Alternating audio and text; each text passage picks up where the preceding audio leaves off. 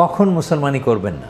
মুসলমানি মানে সার্কামসিশন বা সুন্নাতি খাতনা, এইটা কখন কখন করবেন না সেটাই জানা দরকার।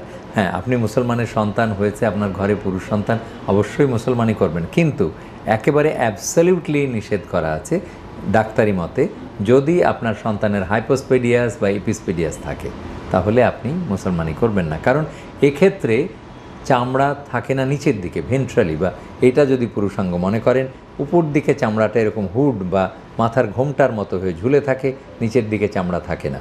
আপনি ভাবলেন যে সুন্নাতি খাতনা, পীর সুন্নাতি হয়ে গেছে, মায়ের পেটের ভিতর থেকেই খতনা হয়ে গেছে, আসলে কিন্তু তা নয়। এই প্রস্রাবের রাস্তাটাই নিচের দিকে চলে এসছে এবং নিচের দিকে চামড়া নেই। এখন আপনি হাজাম ডেকে বা উস্তাদ ডেকে উপরের চামড়াটাকেও ফেলে দিলেন। এখন বিপদ বাঁধলো, ও যখন বড় হবে, বিয়ে করতে যাবে, তখন তার এইটা ধরা পড়বে যে তার হাইপোস্পেডিয়াস রোগটি আছে।